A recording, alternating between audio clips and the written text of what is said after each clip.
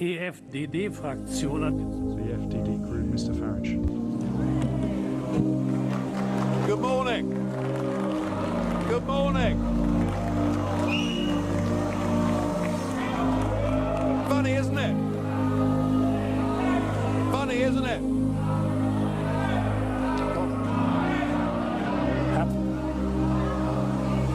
Thank you very much for that. Very warm welcome. How things have changed.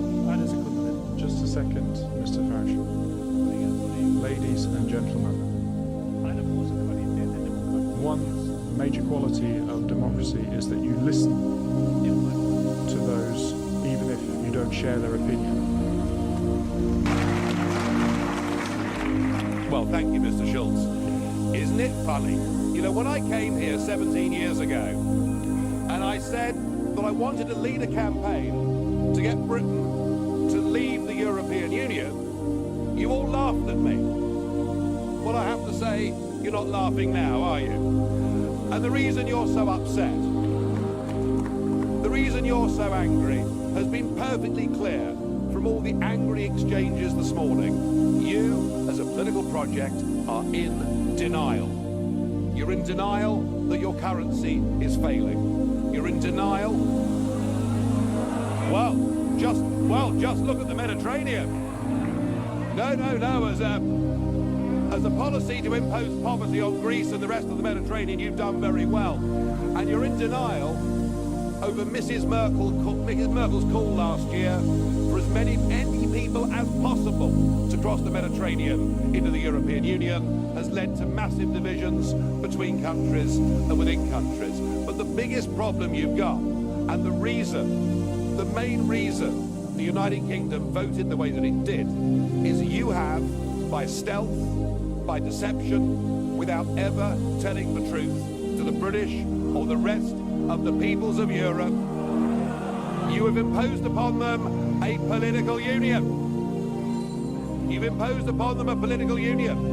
And when the people in 2005 in the Netherlands and France voted against that political union, when they rejected the Constitution, you simply ignored them and brought the Lisbon Treaty in through the back door.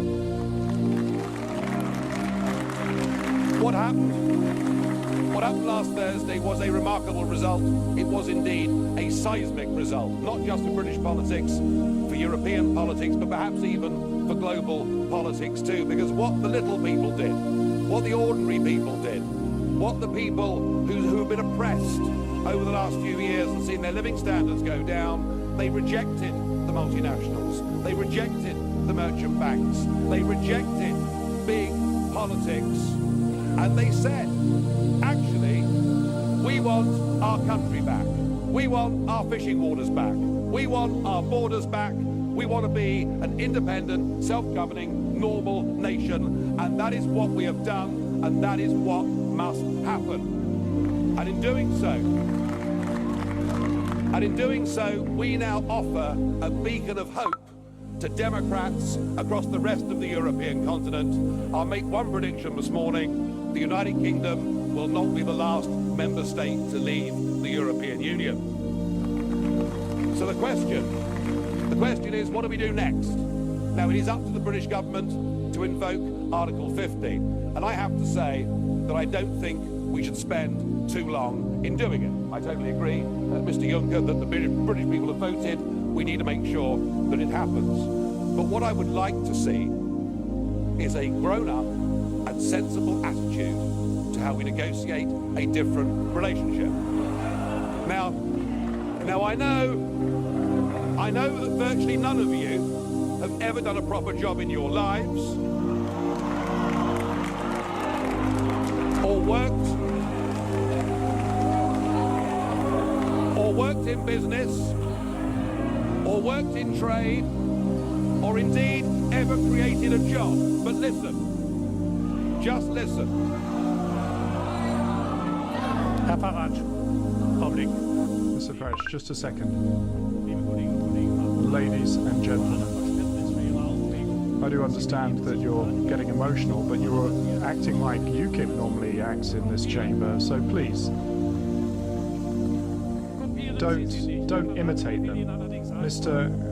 Farage, however, I would say one thing to you. The fact that you're claiming nobody has done a decent job in their life, you can't really say that. I'm sorry. No, you're quite right, Mr. Schultz. UKIP used to protest against the establishment, and now the establishment protests against UKIP. So something has happened here. Let us listen to some simple, pragmatic economics. We, between us, between your countries and my country, we do an enormous amount of business in goods and services. That trade is mutually beneficial to both of us. That trade matters. If you were to decide to cut off your noses, to spite your faces, and to reject any idea of a sensible trade deal, the consequences would be far worse for you than it would be for us. And even no deal is better for the United Kingdom than the current rotten deal that we've got. But if we were to move to a position where tariffs were reintroduced on products like motor cars, then hundreds of thousands of German workers would risk losing their jobs. So why don't we just be pragmatic, sensible, grown up, realistic, and let's cut between us a sensible tariff-free deal, and thereafter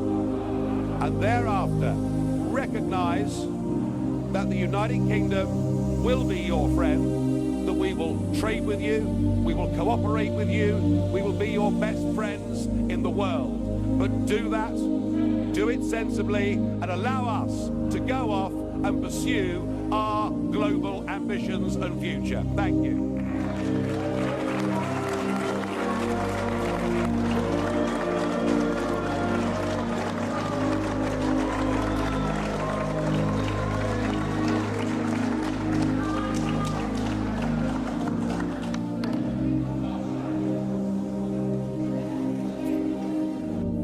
And now on EFDD, Mr. Farage.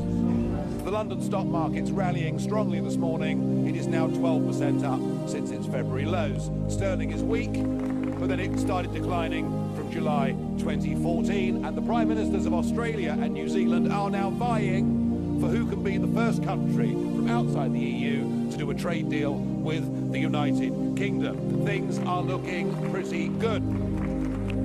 The only upheaval is political upheaval, where we've seen a Prime Minister resign, and indeed the British Commissioner, Lord Hill, resign. They've both done so, I think, for the right reasons. You never know, we may be getting rid of a Labour Party leader as well. But upheavals in politics can actually be a very healthy and a very good thing. And I got into politics because our political class in Britain led us towards a European political project.